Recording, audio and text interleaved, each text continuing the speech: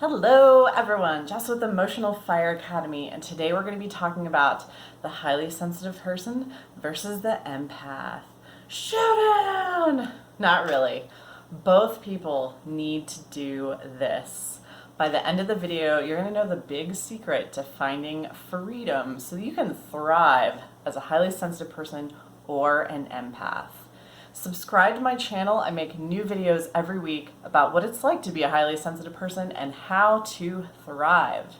So let's jump right in here. I highly recommend, if you are Googling this information and trying to figure out whether you're an HSP or an empath, start with the video I created entitled, Are You a Highly Sensitive Person? It is a great place to start, and I will be referencing some of the information from that video going forward. So go check that out. The link should be right in the video as we speak here.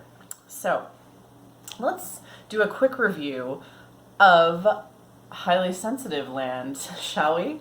So I have this diagram here. So as far as sensory acuity goes, there is a triangle of sensitivity.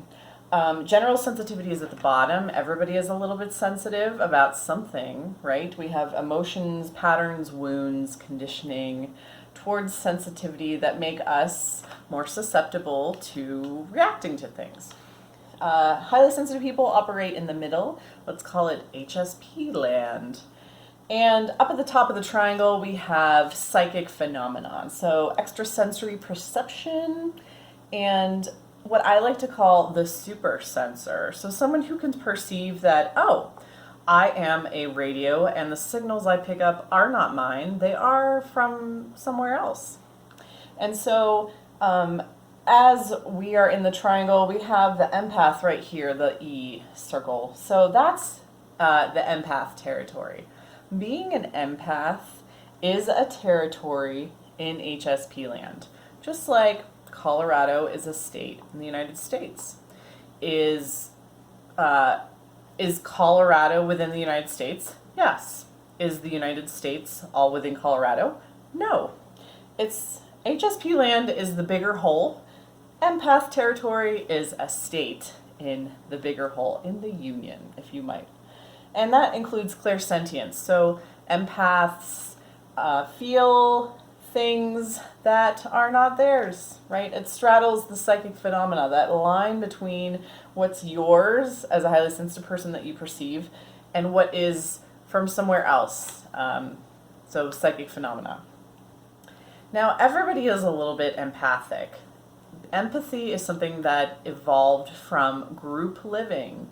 It is an effect of groups needing to be cohesive, groups of humans. And so being able to step into somebody else's shoes was a very helpful thing to do, right? Empathy helps with group cohesion. If you can feel bad for your neighbor, you're going to help them out. And so empathy is something that is natural to the human condition. It's something that everybody has, and to the degree that you are empathic really depends on your abilities as a highly sensitive person. One of the giveaways, if you are a highly sensitive person who has a really hard time with emotionality, right? You're always reacting. You're always struggling with emotions. You might be what I call chameleoning through emotions, where happy, sad, shame, guilt, joy, fear, frustration, all day long. This might be a sign that you are actually an empath. And you're having this blending of both your sensitivity and your empathic abilities that are blending to cause the reactive emotions, the over emotionality. So if you're looking for this information, this might be the deciding factor for you. It was for me in my experience. I am both an empath and a highly sensitive person. I also have psychic abilities, and I have wounds at the bottom of the pyramid too. I span the entire pyramid. I'm all about all of this stuff. And so remember too that these are labels. Labels are helpful to identify where we're at, what we're thinking, what we're feeling, but they don't define us as people. We're so much more than all of this stuff. We really are. And there are ways to move out of empath land if it's just too intense for you, because it is emotionality. It's draining. It takes a lot of time. So if being an empath is something that is a challenge for you, there are ways to move back into the general territory of HSP land. There are ways to move down into just general sensitivity of what 80% of the population has, just a general normal amount of sensitivity about life. There are also ways to do that, and there are ways to go up the triangle into psychic phenomena and stop identifying with the things that you're feeling. So please don't be afraid of the label or feel helpless or think that you're stuck in any one of these positions, because just like the states in the union, you can move around. You can move to another state. You can move out of E into the other areas of HSP or of the triangle. So please do know that if you're feeling kind of helpless and trying to identify what you are and who you are and what's going on. But for me, the kicker was identifying and saying, whoa, I am picking up on things that are not mine, and I started to realize how much time and energy I was wasting in emotions that weren't. I want to do a quick review because of how emotions are and what they are. And so the emotional triangle, this is taken from neuro-linguistic programming, and I truly believe in this triangle. This is the backbone of my coaching practice.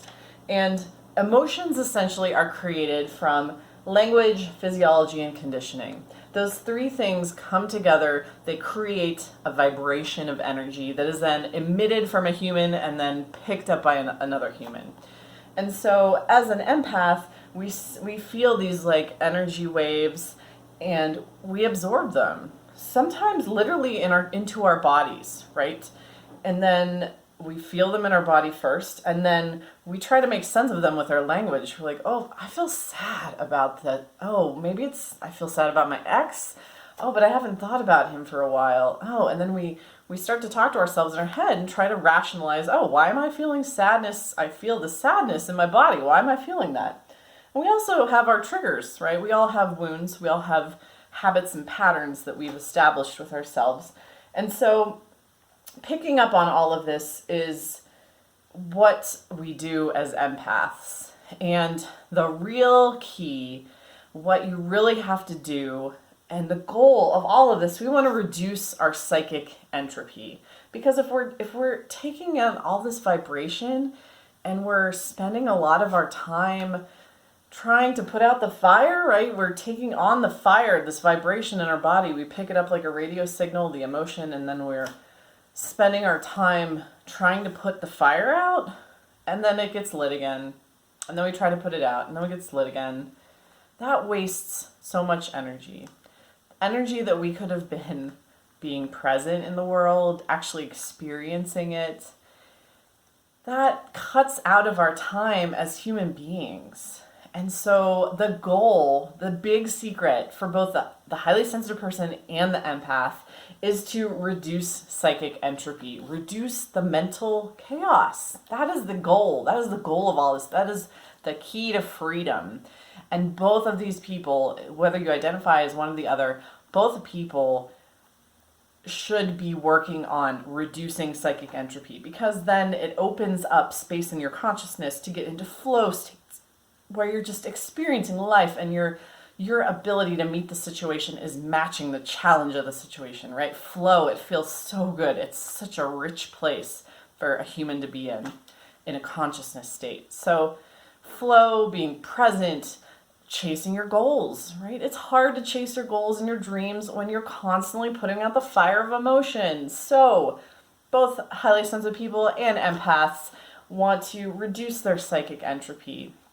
And so how do we start doing that? We start managing the emotions. And so if you struggle with emotionality, if you're a highly sensitive person, you're probably an empath, and you're probably picking up stuff that isn't yours.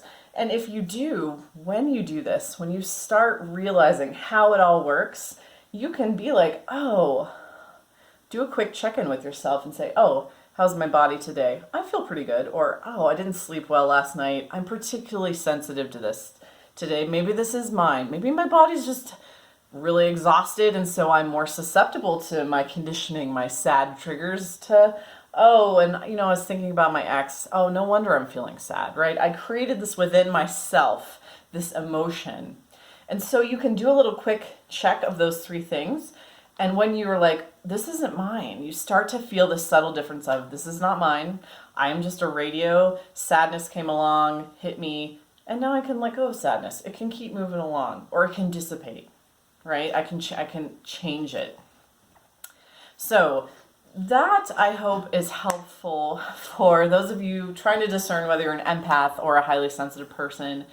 Both are very interesting places to be.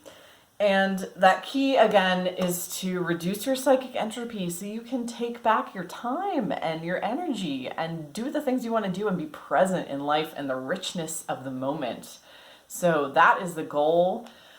What do you think about this? Drop a comment in the comment box below the video. And if you're someone who is in constant emergency mode with your emotions, if you're a highly sensitive person who just is suffering with emotionality, please reach out to me at emotionalfireacademy.com. I specialize in helping people out of that state so that they can start thriving and getting into, better states of consciousness. So I have free 30-minute consultations on my website. Grab one up today before they're gone, and have a fantastic day. Talk to you later.